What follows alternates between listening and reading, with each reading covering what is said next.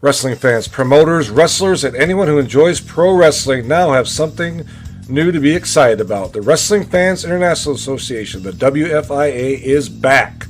WFIA is an association that exists to promote, grow, and support professional wrestling throughout the world. Membership is free. Your membership includes a free digital bi-monthly publication of the Wrestling Fan News newsletter, association updates, voting privileges, and much more. Please go to thewfia.org, that's THEWFIA.org, and become a member today.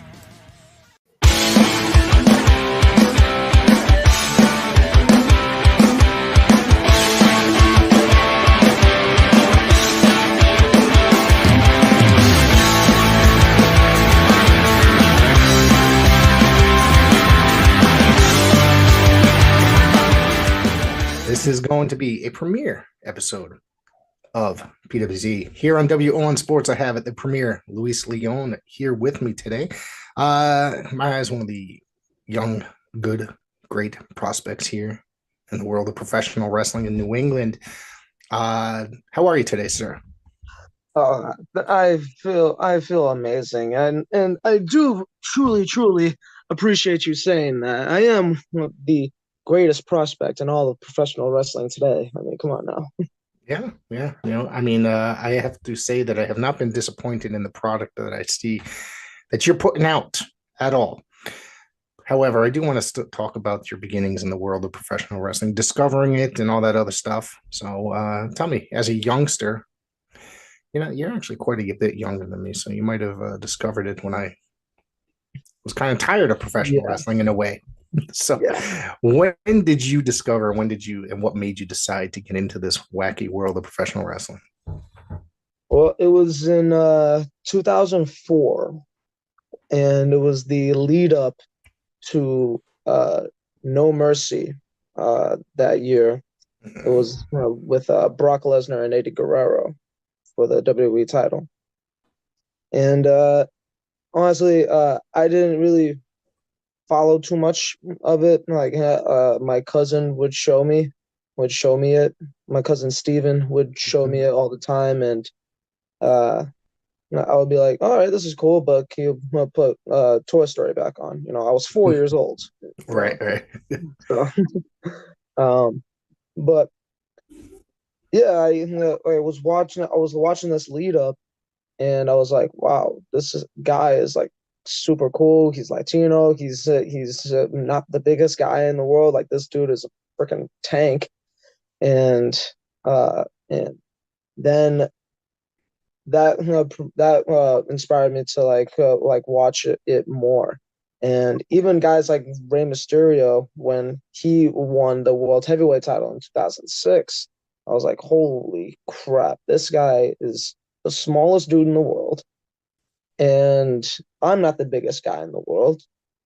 And he did it, which means like, yo, I can do that too. Like, and it really like opened my eyes. I'm like, okay, you don't have to be the biggest guy in the world to make your dream come true. And that's basically what I'm doing. I'm making my dream come true. And, you know, my dream becomes the nightmares for many other people in the business. I mean, come on. I've seen. Yes. But truly though, I was watching wrestling with my cousin Steven, my cousin Brandon. My grandmother was super into it.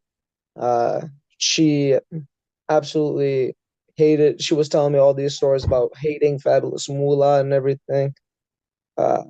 She hated AJ Lee. She hated Triple H, and it was great. Like, my family is like really wrestling oriented, and we all love wrestling. We all follow wrestling, and me being the first in the family to actually pursue it, they were all like very surprised, but also not surprised in a way.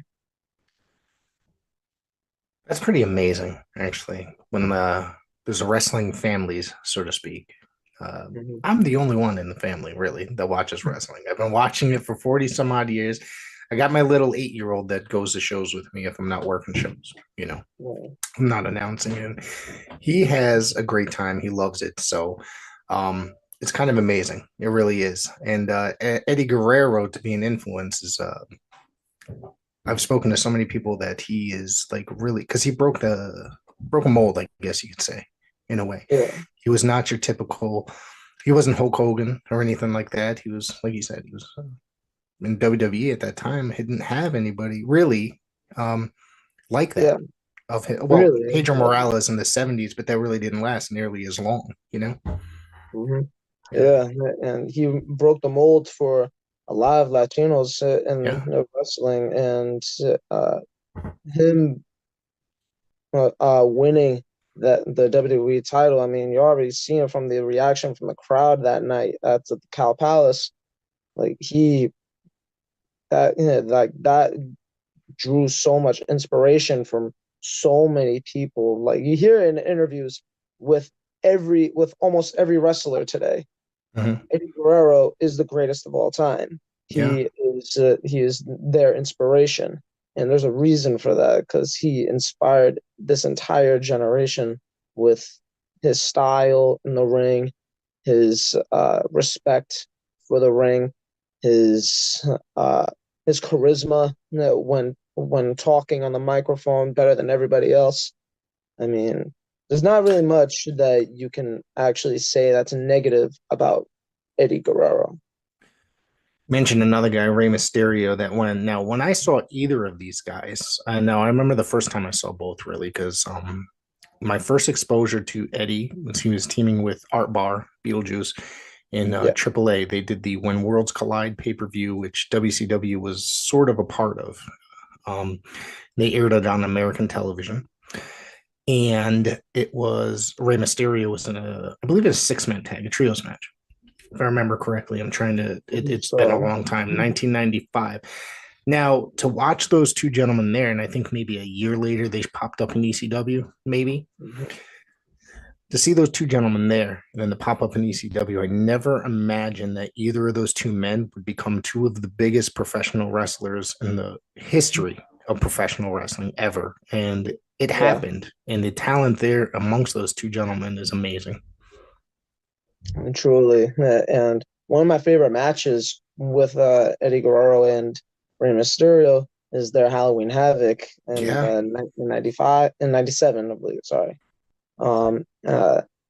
And watching that match, watching the stakes in that match, I think, and like Rey Mysterio's mask was on the line, Eddie Guerrero putting his title on the line, and even their stuff in 2005, the custody of Dominic. that was wild, but it's still made for for a good like in ring. It influenced Dominic's career in a way, and his current storylines in a way. You know what I mean? However, probably how many years ago was that? Probably 12 years ago, 12 years later or something like that. So it's kind of amazing to think about that storyline over Dominic custody was so influential in the modern era. 17. I think that was 17 years ago. Wow. Or 18 years ago. I'm getting old. Jeez, this is So you got into professional wrestling. How long ago did you get into the professional wrestling? I started training at Showcase Pro Wrestling in December of 2019. Okay. And I was able to make my debut just 3 months later on March for their big show, for their big yearly show called March Bursary. And I put in a good effort. in the match, but that stupid oaf, Big Matt Thompson, eliminated me because he sucks and he's jealous. But I try. I tried. Yeah, I mean it's your first match, yeah. Yeah. So you progressed pretty well in order for them to put you in relatively quickly. They were saying that that I was able to progress rather quickly because honestly, it all just like was it all just like came to me like throwing a fish in water, Right. like uh, it it just I just had to swim. There was no other option for me. This Mhm. is something that I've wanted to do my entire life. I made the decision when I was 17 in high school that instead of going to college, I'm going to save up my money and find a wrestling school. And and that's what I did. I wanted to do wrestling. I wanted to do wrestling my entire life. I've always dreamt of doing this, and you know, I had to progress quickly. Uh, Otherwise, someone else would have taken that spot, and somebody else who would be doing this podcast with you right now. I had to do it. If it wasn't me, then who else, right? It Right. would Right. have been Joe Schmo. So I had to. So what was your family's initial reaction to the were they for it? Were they against it? Oh, they were I know you definitely. I know They you said were, you had a wrestling family that they're really into it. yeah, they were all in for it. Like my mom was excited. My mom was still extremely excited. She still comes to the shows. Um, I got uh, my uncle. My uncle, he's like the loudest guy in the room. Uh, anytime he shows up to a show, everybody in the locker room was like, "Yo, Lewis, is that your uncle?" I'm like, "Yeah." And yeah, so I had the support of my family, and this like 100%, but they were also worried for me, obviously, because of safety and everything. Um, in my first match, when I was getting lit up with chops, like my chest looked like raw bacon the next morning. Like I still have the photo in my phone of the day after I took it, the day after my first match, and it was just all like red. You can see like right here where my collarbone is, it almost split. Uh, uh, Oof. yeah, that's how hard these chops were, man. It Wow. was yeah, it was SOG Ronnie Ribs that gave me most of those chops, Hmm. and he does not hold back. That crazy bastard does not hold back, but I can't get mad at him. I was the new kid, and he had to break me in, and I was like, "Yo, give me all you got, man, because you ain't gonna break me, man. Come on." You came back. That's what was Yeah, important. You didn't just I say, "Hey, came this back. isn't for me." Yeah. Of course, I came back. I'm not gonna let some guy try to take me out. Hell no, man. I've seen so many people already. I've seen a lot of people who just falling in the ring and they're like, ah, my back, I don't want to do this anymore. Or they're like, oh, the warm up drills you guys are doing are too difficult. Oh, the ropes hurt when I run the ropes. Like, shut up, you stupid babies. Okay, grow some balls, grow a backbone, and to just deal with the pain. Okay, because that's what wrestling does. It shows you who you actually are. And I got that same advice. I've been told this by one wrestler, Nicole Matala. She said that wrestling will show you who you really are. It will Mhm. tell you who you really are as a person. It will show you if you're strong enough to do it, or if you're weak enough to do it. And these guys, they weren't strong enough. I was, and I continue to prove why I'm strong enough, why I deserve to be in wrestling, and why I deserve the moniker of being called the Premier, because that's who I am and that's what I am. I am the Premier. Let's give a shout out to Nicole Matala. Yes, big Great, shout out. great lady. I worked with her Mhm, for Bay State Championship Wrestling just about a year ago. mhm. I saw her at New England Fan Fest in July, and wonderful human being. Just a great Yeah, lady. Yeah, exactly. She's an amazing woman. yeah. She's one of the best. She is the best female wrestler in the independents today. And if no one signs her, then they are missing out on a giant opportunity. That's their loss. Yeah, exactly. That is their Absolutely. loss. Yeah. Absolutely. So you're based Showcase Pro Wrestling, which is based out of Woonsocket, Rhode Island, correct? Correct. Yep. Yeah. Okay. Let's see. I don't remember where I was going to go with this. Jeez, lost my train of thought there. So you got chopped up, you got your ass whooped, but those are all things. Either your body gets used to it over time, running the ropes, getting slammed, and I guess the impact isn't necessarily as bad as the Yeah. first time. Correct. So Yeah. yeah, You definitely your body definitely gets used to the abuse that that the wrestling ring puts upon you. well, I've seen older footage, video footage. You know, I'm kind of a history nerd when it comes to professional wrestling. A lot of people know that I'm if it's not 1989 and prior, then I usually don't want to watch it. So that's always a big joke that's going on.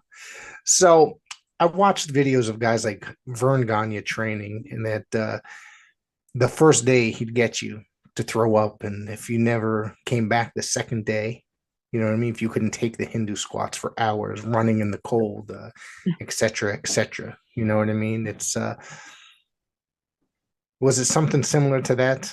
Basically, training. Were they trying to? I mean, back then I've read that guys tried to run you off. I don't think it's necessarily like that these days because the business isn't nearly as protected as the kayfabe era. Well, it's they do somewhat. Well, they used to back then. Back Yeah, then, they did it. They did it a lot. Komatala, would tell tons of stories of her like running outside from the school all the way like a block down the road to Domino's and then running all the way back. And he yeah, had to do that like multiple times. And Chris Blackeart, the trainer, one of the trainers there, alongside Don Vega, they would give us homework. And punishment for not doing your homework is doing that, like running from the school all the way to the Domino's that was like a block away. And you had to do that like 10, 15 times. right. And they didn't care if it was raining outside. They didn't care if you didn't have your shoes with you. They didn't care if you showed up in sandals. They're like, no, you're not coming in here. You're not allowed in the building until you do that. And they've tried to make us they tried to make me throw up. I haven't yet. It's been almost 4 years and I still have not thrown up in Showcase Pro Wrestling. And because I'm built I'm built different. I'm built different. But I've seen other people throw up, and every time they do, I always laugh at them because I always laugh at them. It's not because I'm being mean. It's not that at all. No, no, no, no, no. It's because that they can't handle what I can handle. If you can't handle it, there's the door. Get out. And I tell that to people all the time. If you can't handle it, leave. Piss off. I don't need you. And uh, yeah, so they relaxed as of late. But back then they would get you. They would definitely get you. Yeah, that's what I was. They would always try to test you, I guess, that way with Yeah, working you as hard as you can get. And if you came back, that's how they knew you wanted it yeah. every time it came back. It And was sometimes they would do it for weeks at a time, not just a couple days in a row. They would do it for weeks. I interviewed a guy. I'm not sure if you're familiar with him or not, Reno Riggins.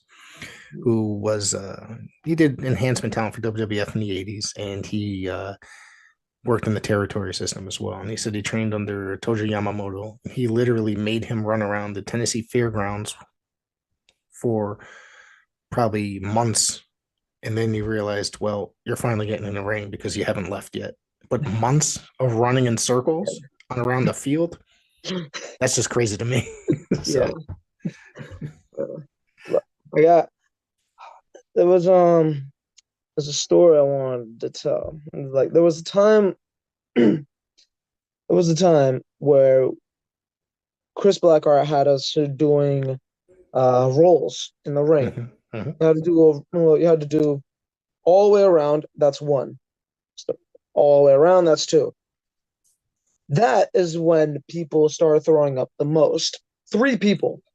Really? A class of 10 at the time. I have a class of 10 at the time. 3 people threw up. And you had to do all of those, and then someone in the middle of the ring had to give you a body slam, and you had to make it clean. When I did it all the way around, I did it around like 70 times. 70 times, 70 rotations. And then I had to do like another 30 backward rolls. And I messed up, and I did not do a clean fall. I was pissed at myself. So when he said, "All right, does anybody else have to come up?" I immediately ran out of my seat, slid back into the ring, and I started doing the rolls again. I did it, and I kept going and going and going, and he's like, "Yo, you don't have to do this, right?" And I said, "I don't care." And I kept going and going and going, and he's like, "Dude, you're gonna blow yourself up." I'm like, "No, I'm not." I kept going and going and going, and then the person in the ring, when I was done, body slammed me. I had a clean fall, and then and I was told this by so many different people already that was when I got the respect from Don Vega, from one of the trainers, Cargill Vinton, from Chris Blackheart. That was when I basically earned their respect, when I slid back in there and I was like, "Nah, I'm not gonna let that define who I am. Nah, I'm gonna go back in there and do it again." Because you wanted it. Yeah. Because you want to progress and you want to get to that level.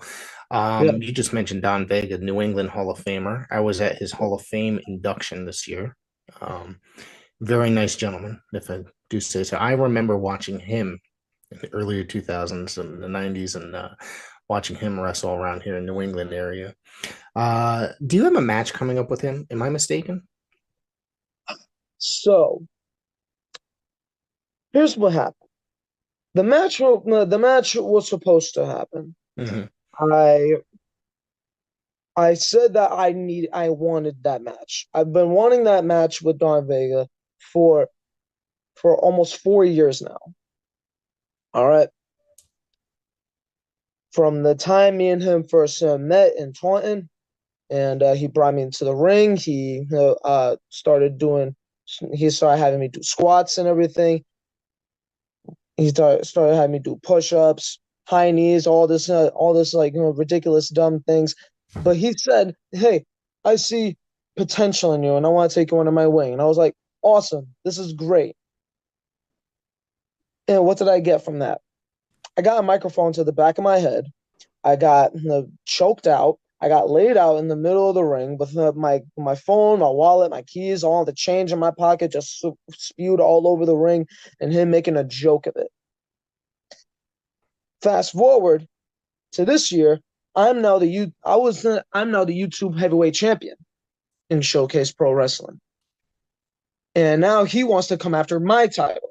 Granted, he's already tag champ. I don't know why he wanted to come at me, but hey, I digress. I told him in that video, I said, "You're either going to pass the torch, or I'm going to take it from you." I had to take that torch from him. He's already a Hall of Famer. He's done everything he had to do. He's done now. It's time for new blood. It's time for the Premier to be the standard bearer in Showcase Pro Wrestling, in pro wrestling in New England. Okay? I needed this match. And what happened? I'm in the ring. His music is playing. He doesn't come out. I wait even longer. His music plays. He doesn't come out. And then a different person music plays, and it's Chris Blackeart, the boss Chris Blackeart, and he said, "Hey, just want to let you know, you're welcome." You're welcome for what? And he's like, "Oh, do you not see who's not in the ring right now?" So Chris Blackheart, in his dumbass attempt to try to get me a part of his group, a part of his little boy band, I don't want to be a part of anything that has to do with Chris Blackheart. I am my own man, okay? And for him to prevent me from taking that torch from Don Vega pissed me off. And it pisses me off right now that I actually am now no longer the YouTube champion because his dumbass actually stole the belt from me. And now we have this doctor in a mask who shouldn't even be in the wrestling ring, who shouldn't even be in the wrestling business in general. He now is walking around with my belt, with my championship that I made special, that I made important. So, you want to disrespect me? Fine. Disrespect me all you want. Talk about me behind your back and all this other crap. I want everybody to know, if you talk behind my back and you don't have the balls to say whatever you need to say to my face, you will remain where you belong, and that's behind me. And if you want to talk behind my back, I'll just do great things in your face. So Chris Blackheart, he can do whatever he wants. I'm just going to succeed even more in front of him. And he's going to be forced to watch what I do. Wow. I didn't know that. That's crazy. Yeah.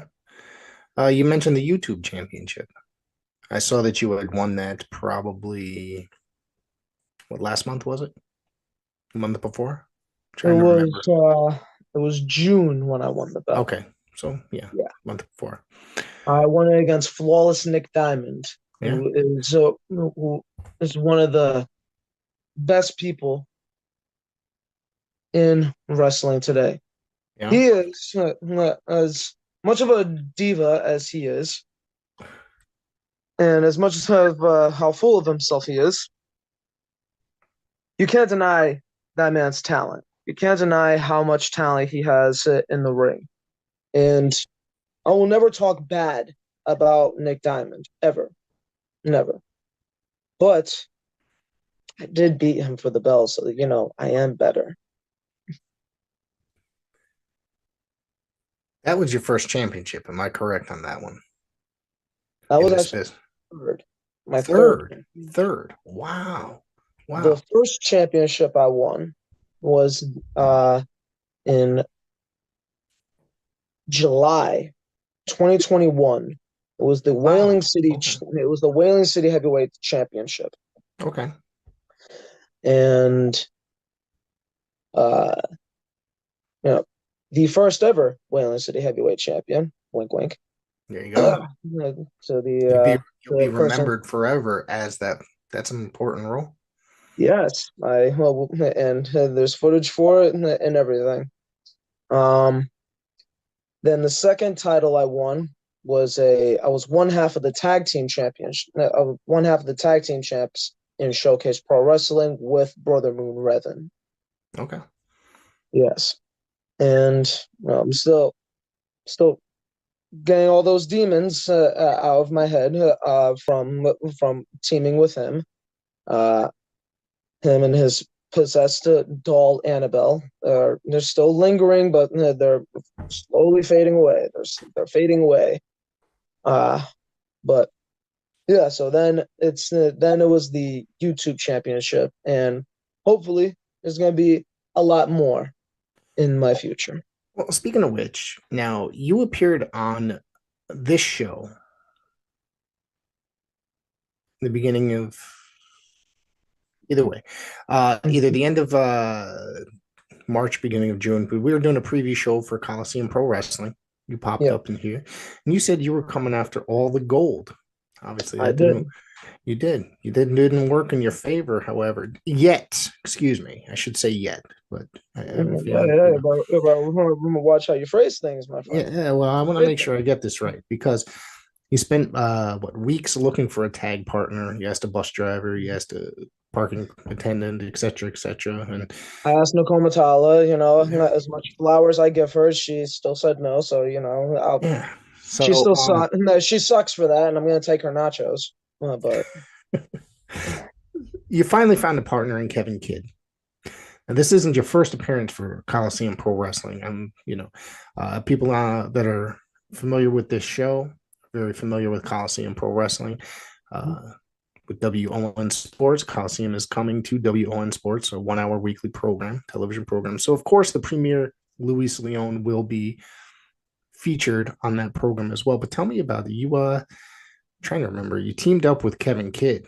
That didn't yeah, end up in your favor. You ended up walking away or Kevin ended up, was you? One of you guys walked away. I had to walk away from Yes, Kevin exactly. That's, yep. I had to walk away from Kevin Kidd because he was too, in his own mind, he was too arrogant and he wouldn't listen. I told him, plain English, that I was the one in charge. Me, and only me. I'm the one in charge. It's my team. He does what I say. You even heard him in the video saying, I'm in charge.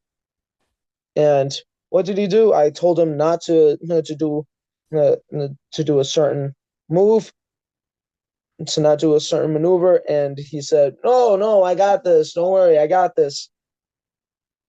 And what happened? He messed up. I had to save him. Okay? Yeah. I told him to tag me in. He wouldn't tag me in. And then what happened? Oh, the Vetranos. Well, I don't know which one. Either if it was Luke or Duke or Mook and Sook or whatever their names are, and the Mario brothers. One of them tagged in, and now they're throwing Kevin Kidd all over the ring, post to post, rope to rope, and now that he's in peril, now that he's hurt, oh my God, I'm supposed to feel sorry for you. Now you want to try to tag me in? No, absolutely not. I don't care about his kids. Okay, I don't care about his girl. All right, that was my moment. It was my moment to win a championship. It was my moment to go and face Hustle and Bustle or Ukal and Mukal for the CPW tag team titles. All right, the Bandana Boys. Okay, I was supposed to wrestle Dark and Milk Chocolate for the tag team championships, and Kevin Kidd ruined that. He ruined my opportunity. It was for both of us. It was for both of us. Don't get me wrong. Yeah. It was mostly for me. It was for me because I made a vow saying that I was going to go for every single championship in Coliseum Pro Wrestling. And that vow is still going to be met. I'm still going to keep my vow on that. You've had the opportunity. You've been at quite a few Coliseum shows now, if I remember correct. And I remember, and I was doing my research here, and I was looking through my Coliseum files here because I recorded a lot of them. I have a lot on file here. I am, I guess I'm one of the producers or whatnot. Yep. So you've taken on, of course, Sunset Steve Garcia in that. Yes. So tell me about working with Sunset Steve. Sunset is a very good competitor. Obviously, at the not the last show, but the show before that, he had a quite the war with his which we found out was his brother, Flying Eye, and he's going to be out for a tiny bit. Yeah. You know, I mean, yes, yeah, as you said, he is a great talent. He's very good in the ring. And you know, he cheated to beat me. Okay, he did not beat me fair and square. How did he cheat? I don't I don't recall any He cheating. pulled my hair. He gave me a wet willy. He held my tights. He kicked the ref in the knee. You know, he's a dirty player. Okay, Wow. I don't all right. remember seeing any of that, but okay. All of that happened. All of it happened. He pulled my ear like a Puerto Rican mother. Okay, and he cheated. Okay, Okay. that's the only reason why he I'll take beat your me. word for it. Okay. Yes. All right. Um, but yes, he is a very good talent. He has a very good talent. He has a very good mind. He is a champion now in uh, New World Wrestling Extreme, Yeah. and you know, hey, maybe I'll go over there and I'll take that belt from him. Who knows? Yeah.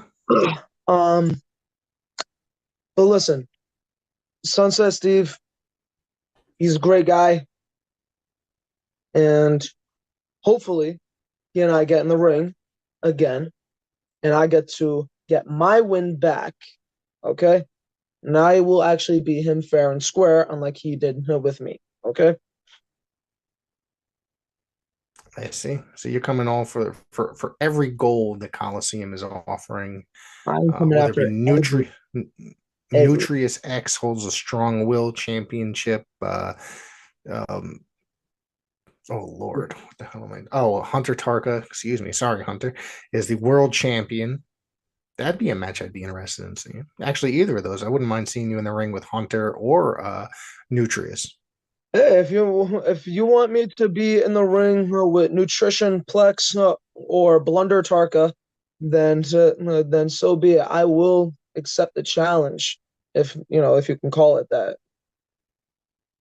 You can take those either of those titles. You think?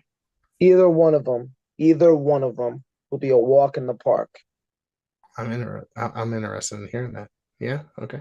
All Now, right. what about they're starting the women's division? Would you be interested in that? I'm just curious.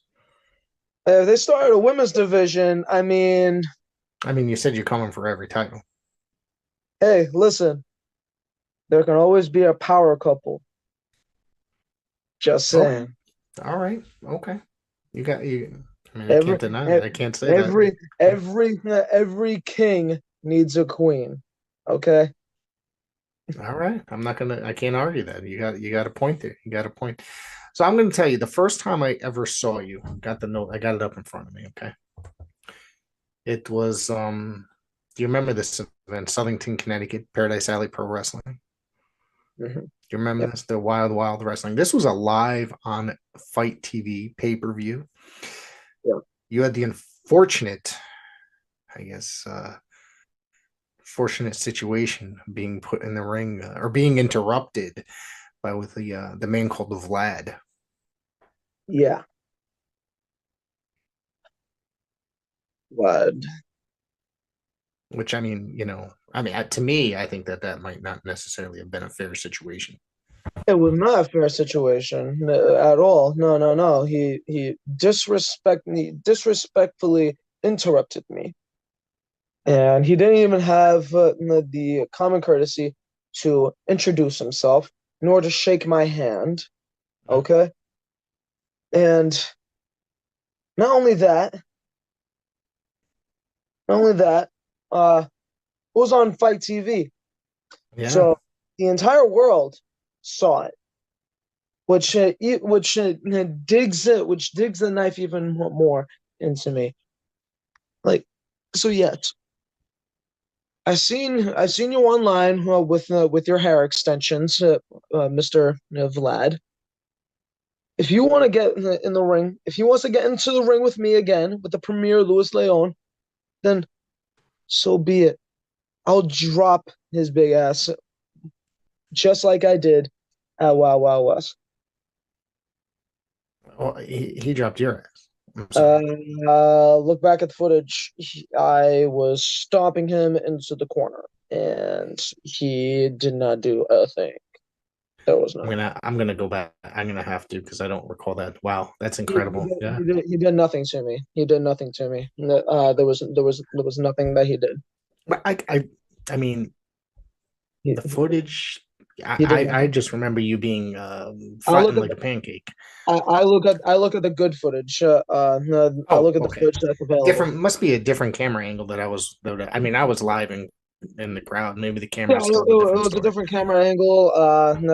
Space aliens took over the footage, and the government is after me. So Well, you can't trust the government in general. So yeah, so you can't, I'm you with you can't on trust that the one. footage, which is why you saw the wrong one. Oh, okay, all right, Vlad did nothing to me. I, okay, I was I was healthy and happy. all right, yeah. So you weren't walking away, sucked your breath sucked out, or any of that stuff. None of that happened. No, no, No. no referees carried me out. No, there was nothing that happened. Okay, I'll go with you that one. I'm gonna ask you about a couple of your opponents, and I want to get your opinion on the matches that you handled. I already asked you about Steve. You mentioned Flawless Nick Diamond, but another guy that's been making the rounds for a couple of years since I've been around. He's a youngster, uh, Stevie Legend. Ugh. Yeah, yeah. He hasn't been making the rounds. Come on now, No, man. I mean he's been yeah, I've seen him quite a bit of promotions here around the way. Yeah, but I'm better than him. Like, Well, come on, I didn't say you weren't. That's all. I mean, come on now, man. He can't lace my boots in the ring. Every time I faced off against Stevie Legend. I've mm, had, I believe, two matches with Stevie. really? Yes, one in Coliseum Pro Wrestling, Mhm. and another Okay. one in Showcase Pro Wrestling. And on both occasions, I dropped him.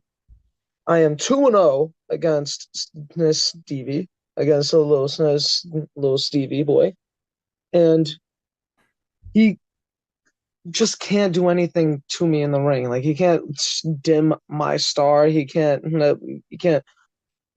take me out of this off of my pedestal. No, come on now. And in that match, fine. He's making the rounds. He's getting his name known. I give him full credit. I give him full respect for that. Okay, but in the ring, he can't hold a candle to me. Well, Not brutal. I'm gonna agree with you on that. I think that he needs to step it up a little bit. Yes, Just he saying. needs to step it up. Yeah. He needs to continue going to training because my man. If he wants to be successful in this business, he needs to step it up quite a bit.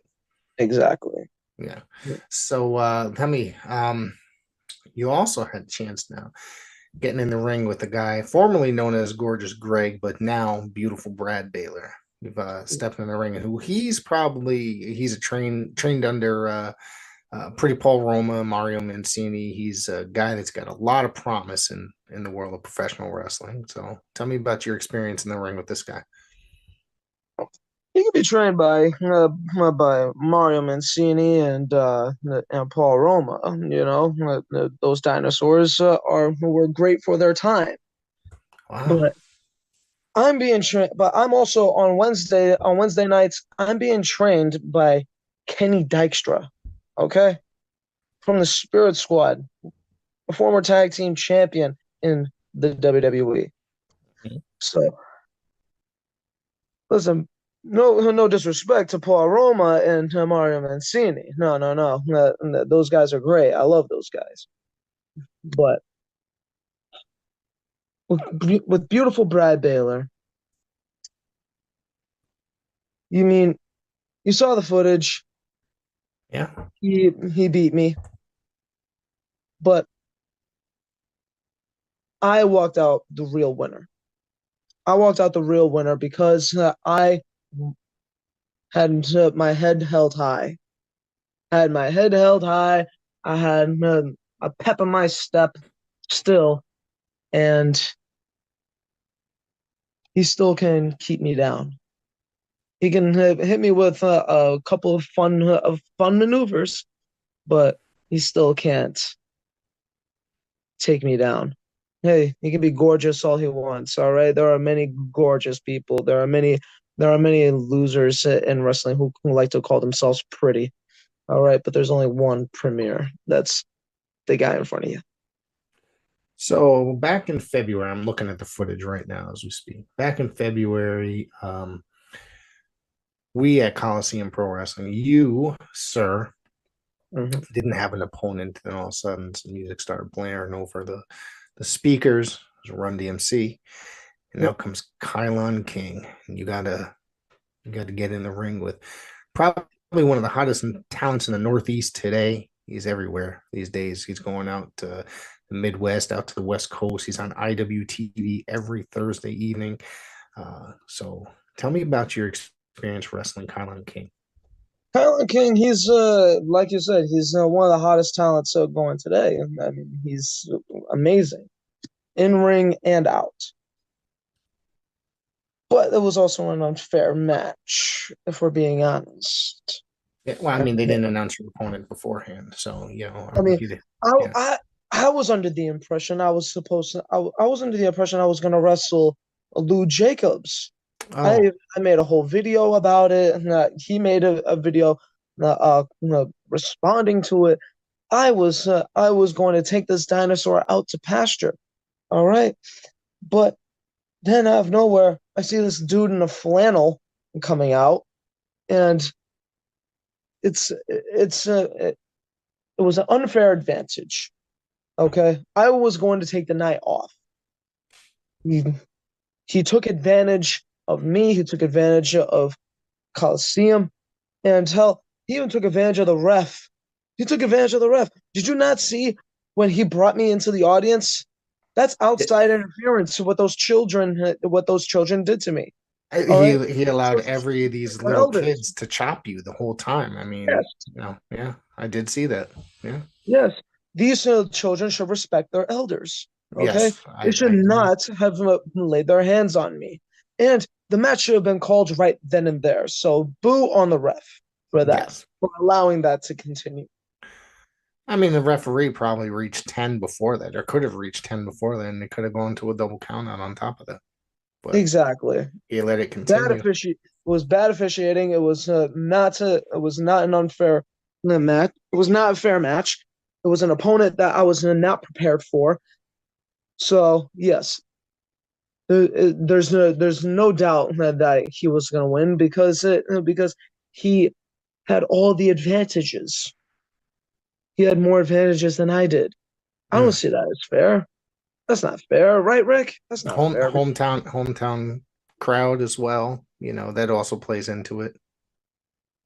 He has a really bad hometown. Then I mean, come on now. Have you seen the roads on that? Have you seen the roads? Have you seen the stores? Have you seen the people? They're all fat, man.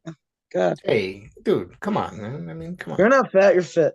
Oh, I'm fit. Okay. All right. So camera tells otherwise. Oh, yeah. There you go. You're fluffy. Okay. You're fluffy. Let me ask you. What do you have? What is ultimately your goal getting in here into the wrestling business? Because, you know, I think that personal opinion, I think you've got a lot of promise. You go out there, and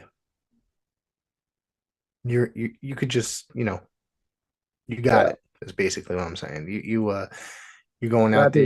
You do a lot out there. You suck the fan in. This is all personal opinion. This is all. I like what I see when I see Luis Leon come out to the ring. I know that I am going to get my money's worth and the fans are going to get their money's worth every time you come out, whether you're berating the fans or whether or maybe you're telling the truth. I mean, we never know. So depending on the town we're in. So I just want to know, what is your ultimate end game? What is your goal here in the world of professional wrestling? The ultimate goal is to be in WWE. That is the ultimate goal. Yeah. It's a goal that I am going to achieve one day. And I am predicting in the next 3 years, by the time I am 26 years old. I'm 23 years old right now. Wow. By the time I'm that young. 26, Wow. yes. Yeah. By the time I'm 26, I'm making the goal right now. By the time I'm 26, I will be signed to WWE or AEW. I will be signed by one of those two companies. I'm making the goal right now. I've been asked this by my trainers as well. What are your goals in wrestling? To be signed in WWE by the time I'm 26 years old. My opinion, my question is this: what is your trainer's reaction, Blackheart and Kendone? What are their reactions to you saying that? Is it a positive reaction? I believe that they believe that it can happen. Okay. They said they know my potential. They know what I can do in the ring. They know how I carry myself in ring and out. They know what I am capable of. Mm-hmm. They know that when I am in the ring, that they are going to see a good show. That I'm going to put on the best match of the night. That I'm going to be the most entertaining person of the night. That I'm going to get the most crowd interaction of the night. Because that is who I am. I'm the premier for a reason. I have all the potential in the world. I have the look. I have the hair for it. I have the face. I have the bod. I have the charisma. I have everything. I am the entire package and then some. So Chris Blackheart, Don Vega, Ken Doan, every single one of them in Showcase and Coliseum and PAPW and NCW, everywhere I go, I will be the best. And they all know I am. Have you been to NCW, Northeast Championship Wrestling? Correct? Yes. You've been out there? Yes. Oh wow. Okay. I know they used to have a YouTube series on. It's not that I think during the pandemic it slowed down or I don't know, maybe it lessened up or something. I haven't seen anything like that. Are they still running regularly weekly or you're not sure? I believe so. I'm not sure. Okay. But NEW, they're doing good. I also wrestle for NCW, ran by John Casey. Yep. And that's it. Yep. Yep. He is doing great so far. And right now we're on a little break. We'll be back in November and doing more shows in November and November, December, and then it's a 3-month break. Okay. Yeah. Is there any international goals for you? Japan, Europe, anything like that? Excuse me. Europe is a good goal of mine. I would love to wrestle in the UK. I've wrestled in Canada before for Island Pro Wrestling. Okay. I went up against Mark Thomas, and hopefully next month I get to wrestle in Canada again. I'm traveling up there with Nicole Matala, the current women's champion for the New Brunswick Wrestling Association, also known as Capital City Wrestling. Okay. And hopefully I get an opportunity to wrestle out there as well, and Oh. get my face out to more people and to more eyes. So what else do you have coming up outside of that trip? You have any events that you want to push, plug? Any events, Yes, podcast appearances, bathroom tomorrow. breaks, whatever? Well, tomorrow night. Well, bathroom breaks. In about 20 minutes, I'm about to use one. Uh, for shows, I have one coming up. I have two shows for this weekend. Mm-hmm. One is this Friday, is tomorrow in Hamden, Connecticut Okay, for Blood, Sweat, Tears. I will And be there actually, so I'll be swinging by in the evening. So I hope to see you. I hope to see yeah, you there, man. yeah. And on Sunday, I'm heading up north to Maine for the North Atlantic Wrestling Association. Okay. And Well, we're going to be in New Portland. We're going to be in New Portland, Maine. okay. Great to hear that. Yes. Tell the people where they could find you on the internet and all that stuff. Well, you can find me on the Premier Louis Leon on Instagram, Louis Leon the Premier on Facebook. You can subscribe to my YouTube channel, the Premier Louis Leon, and I also have a TikTok as well, the Premier Louis Leon. I have to find that. Okay.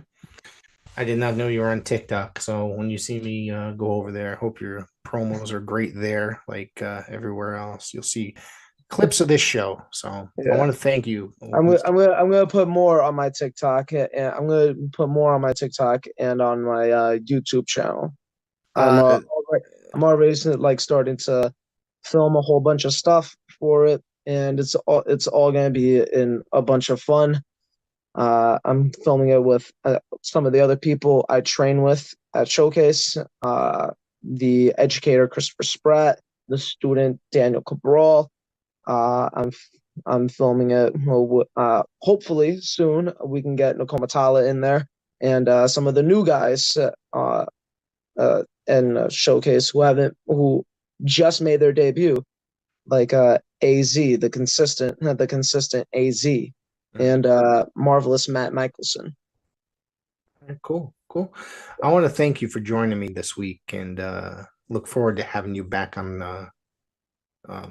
down the road.